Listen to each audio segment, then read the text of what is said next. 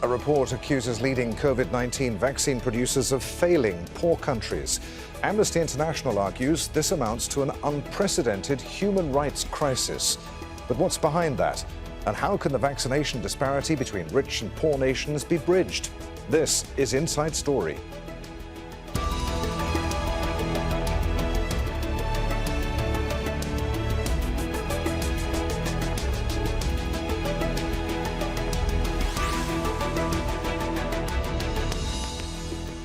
Hello, welcome to the programme. I'm Adrian Finighan. Amnesty International has warned Covid-19 vaccine developers not to put profits before lives, and it's urged 6 big companies to uphold their commitments to human rights.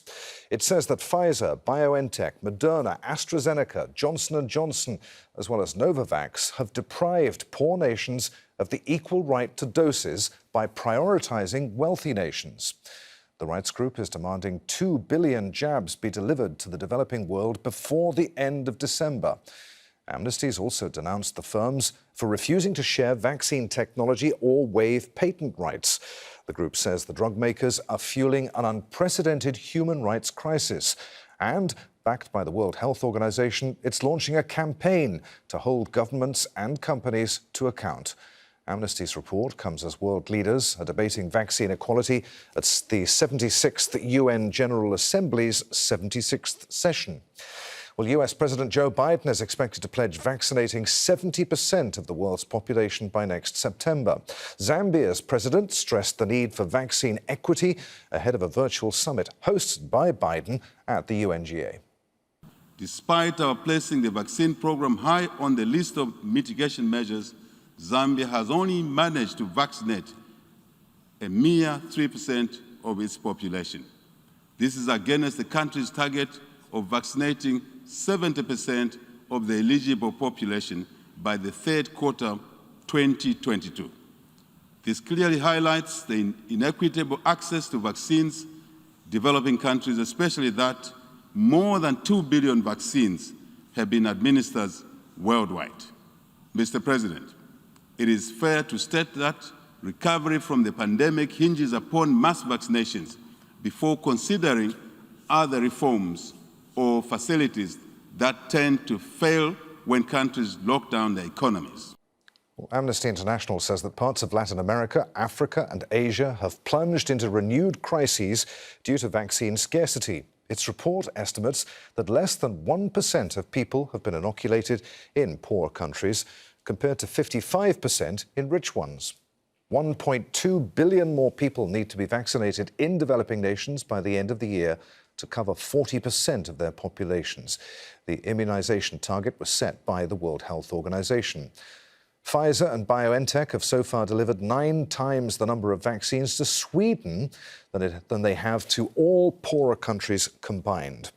And Moderna hasn't delivered a single vaccine dose to those nations.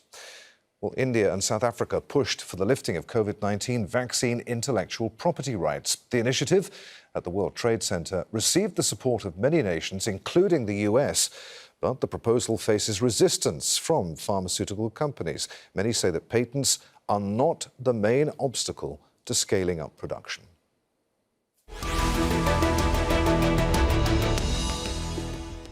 Let's bring in our guests for today's discussion. On the Isle of Wight is Anna Marriott.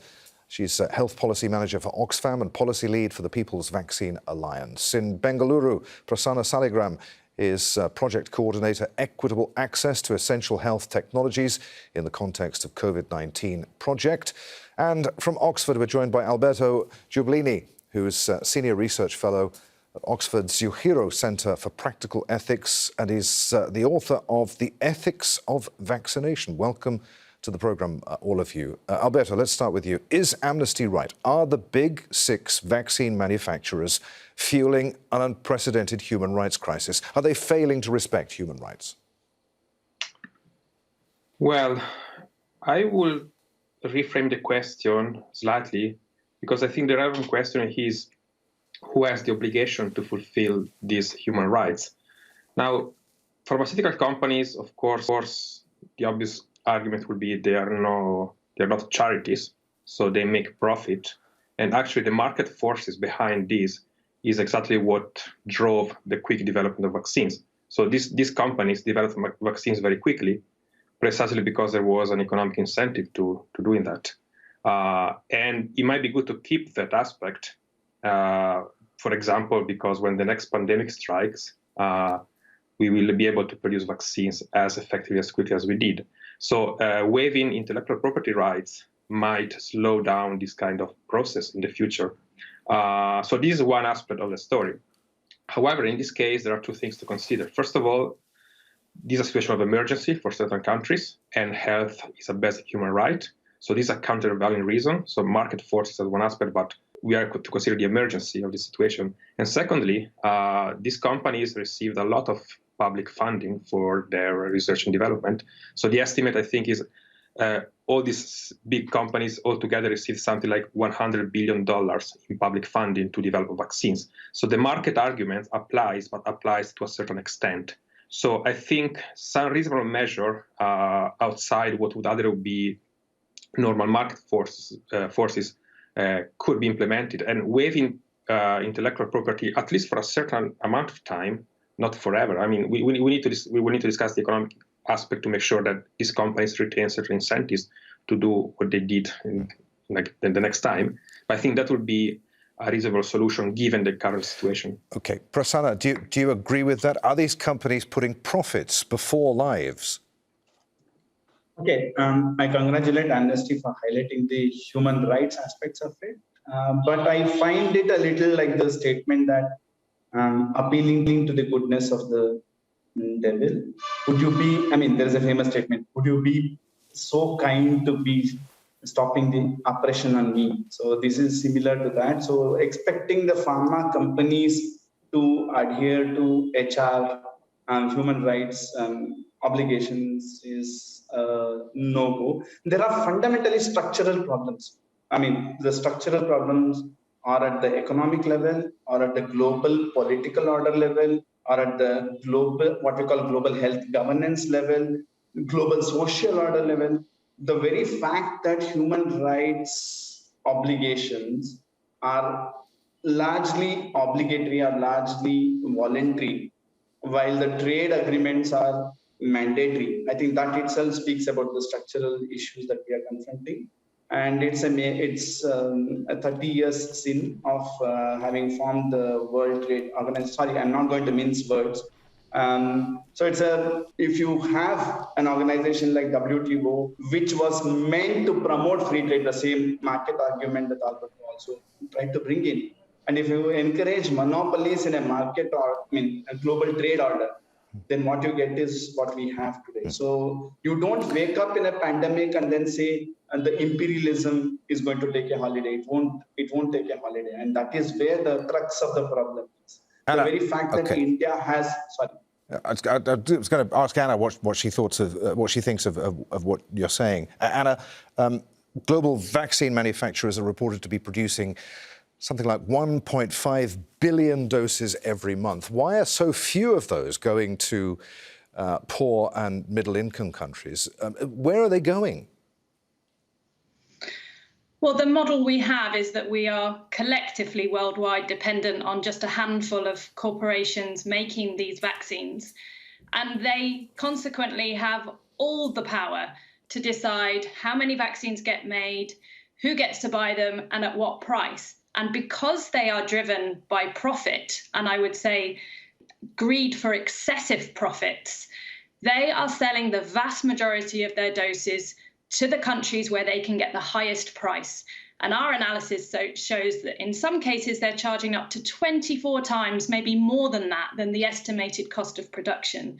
So what they're doing is they're maximizing the profits that they can make by charging the highest prices they can to the countries that can afford to pay those prices, the countries that are willingly paying more than they need to push their way to the front of the queue. And of course, that means that the rest of the world is being left without doses. And right now we're in a situation where people are dying where the vaccines are not. This is an emergency situation, and yet we're not seeing the requisite action on the part of governments to break these vaccine monopolies, to share the rights to produce the doses, as widely as possible to qualified manufacturers around the world who stand ready to produce them, who are coming forward saying that they could produce these vaccines if the information, if the technology and the legal rights to produce them were shared. They could be making them more. We could be securing a more even distribution of vaccine doses around the world. But just a few governments, increasingly isolated governments, are standing in the way of these proposals. Alberto, what do you make of that? Is it the vaccine manufacturers' responsibility to make sure that low and middle income countries have enough vaccines?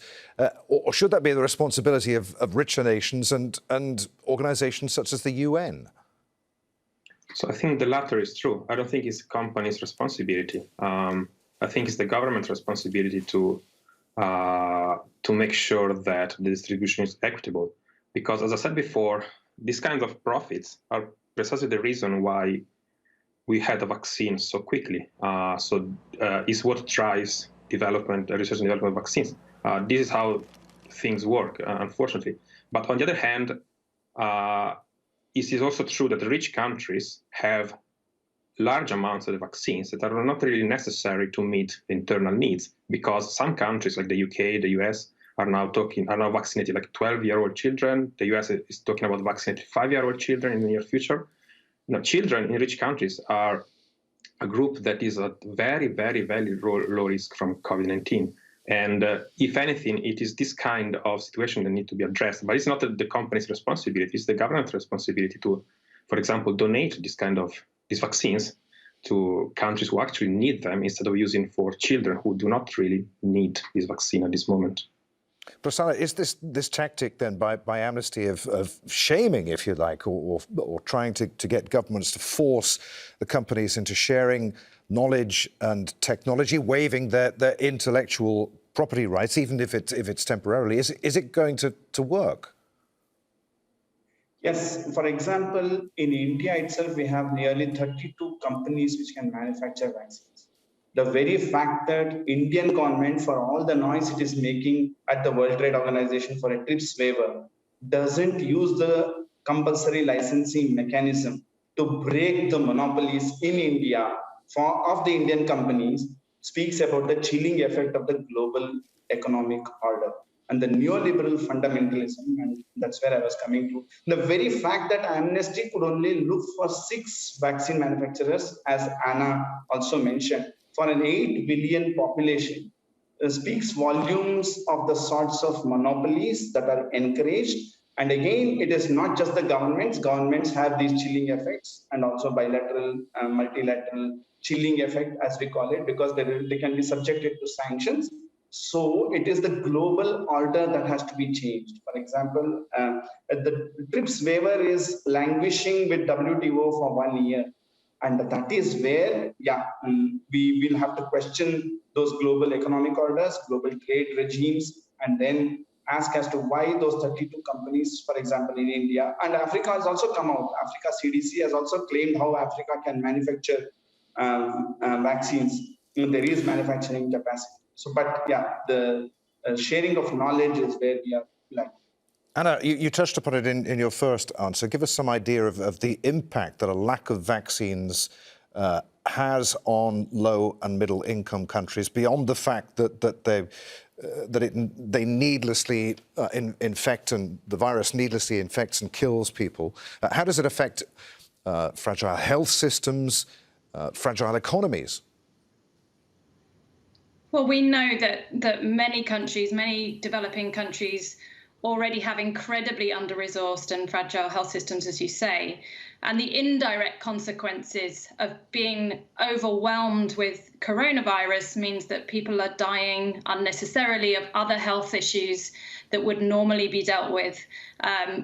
The risk of increased maternal mortality as women cannot access health facilities. And we know that the rates of children who are missing out on routine immunizations is skyrocketing in many, many countries. And therefore, the long-term consequences of that diversion of resources towards coronavirus are potentially catastrophic. And in addition to that, because countries don't have vaccines, their only way of protecting people from this, these new waves of infections are to lock down. And if you look at a country like Vietnam, that did incredibly well in the first couple of waves of the pandemic, they've only managed to get enough doses to vaccinate 4% of their population. So now with the Delta virus, they're really struggling to contain it. They're locking down again, and people are going hungry in Vietnam. You know, a country that was doing well economically, hunger was not really a significant issue in the country, and now we are seeing people without enough food to eat, poverty on the rise. So these consequences of vaccine inequality are devastating for countries. But let me just also say that I do think it's absolutely right that Amnesty point the finger at these pharmaceutical corporations. Yes, governments set the rules by which they work, and they must take ultimate responsibility. But the egregious profiteering from these companies who have been massively financed by taxpayers. You know, we'll look at the figures. Moderna, Biontech in Germany are making upwards of 69% profit on these vaccines, charging, you know, 41 billion above the cost of production for their global supplies to date, and creating many more billionaires from those profits. We've calculated 9 new vaccine billionaires, but we know that that number is on the rise. Now, this is egregious profiteering while they stand refusing to share that publicly subsidized science, that publicly subsidized technology with willing manufacturers around the world who could be making more doses, who could be saving lives now. Now, we cannot turn away from that egregious behavior. We have to call it out. And yes, we have to ask governments to step in, okay. But we also must ask pharmaceutical companies to step up and do the right thing to save lives and put those lives before profiteering. Alberto, here we are holding the pharmaceutical corporations to account then, but they're not the only people who make vaccines. What about Russia? What about China? Cuba? They make vaccines as well. Should we be holding them to account in the same way as the big six? Well, if the conditions were the same, yes. So if they were producing equally good, meaning safe and effective vaccines, and they had the capacity to produce enough quantities, yes. I'm not sure the conditions are the same, though. For example, the vaccines produced in Russia and in China, as far as I know, are not as effective. So I don't know if the two things are comparable. I agree with what Hannah just said. So the profit that many of these companies are making, I'm not talking about China, Russia, I'm talking about the Western ones, are huge and maybe are too large given the situation. But the point is that there is a delicate balance here between preserving private interest and market dynamics and consideration of fairness. So I think this is where we should focus, really, striking the right balance between these two opposing forces. I don't know about other kinds of markets and other kinds of production systems, because these are the vaccines that the ones that we're talking about are the vaccines that really work and are really relatively safe. So I think we should focus on the balance within these companies. Prasanna, do you agree with that? Do you have a view on Russia and China, their vaccine production? Yeah. Precisely why I first in the beginning talked about the global health governance mechanisms that have to be put in place. So these are subjected to the vagaries of the geopolitics.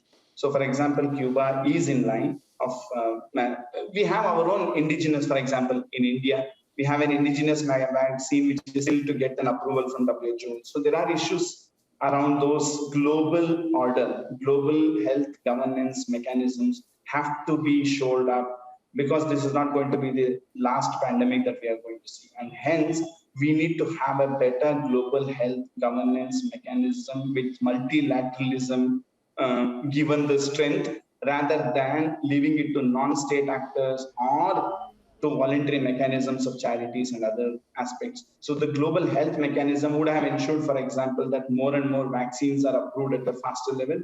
WHO was, as you know, severely undermined through lack of funds and stoppage of funds by the United States of America.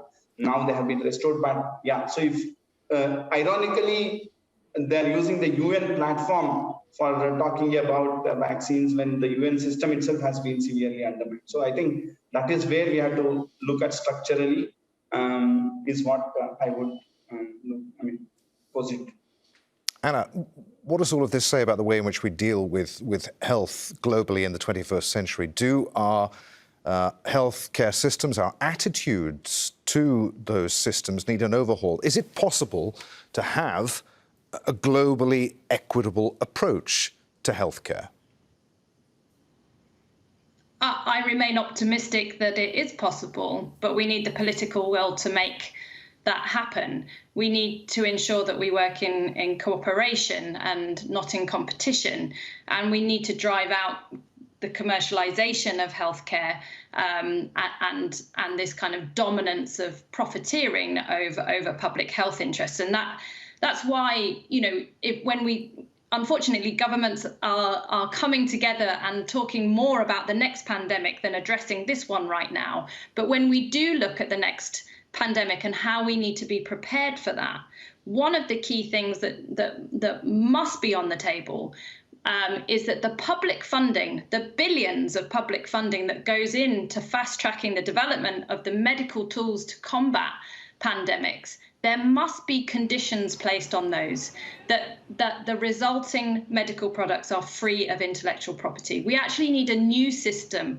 that delinks the investment in the research and development of these medical tools and then the resulting distribution and pricing framework. And what we actually need to see is a redistribution of that manufacturing. We need it for this pandemic, but we also need to set it in place for the next one. And that needs to be accompanied by increased financing from all governments who have the ability to contribute to that, so that we have a distributed manufacturing base on the African continent, in Asia, and bolstering what we have in Asia already, and bolstering what we have in South America, so that developing countries are no longer dependent on this trickle-down charity of uncertain quantities, of uncertain timing. The right to health will never be fulfilled by that kind of neo-colonial dependence. What we need is a redistribution, a more equal distribution of manufacturing, a more equal distribution of governance, and driving out those commercial interests which cause such inequality in access. Alberto, I have a feeling this is going to be the last answer. What are your thoughts on that? Human Rights Watch says that 75% of all vaccines produced so far have gone to just 10 countries. The Economist Intelligence Unit says half of all vaccines made so far have gone to just 15% of the world's population. What are the dangers for richer nations of failing to ensure that vaccines are equitably distributed? Well, there is some risk in the sense that if the pandemic is not addressed globally, there is some drawback, there is some risk also for rich countries, because the virus keeps circulating at higher rates than would otherwise be the case. So this is one concern. And going back quickly to what Hannah just said, I agree on the principle that if there is public funding in this kind of research and development of vaccine, that should come with conditions. And at that point, it becomes a political choice what condition to put in place. So because now these companies benefit from large amounts of public funding, but they basically can do whatever they want. Now we need to discuss what the political will is or should be and what the conditions should be. So I don't think an absolute freedom from intellectual property, so just waiving intellectual property altogether is necessarily the right solution, because we need to strike the balance between that aspect and preserving companies' interest in developing vaccines faster. So it's a delicate balance. But I agree there should be some conditions on that, because that's in the national interest and in the global interest as well. OK, there we're going to have to leave it. Many thanks indeed. Anna Marriott, Prasanna Saligram and Alberto Giubellini. And thank you for watching. Don't forget you can see the programme again at any time just by visiting our website at aljazeera.com. For further discussion, join us at our Facebook page. That's at facebook.com/AJ Inside Story. You can also join the conversation on Twitter. Our handle at AJ Inside Story. From me, Adrian Finighan, and the whole team here in Doha, thanks for watching. I'll see you again. Bye for now.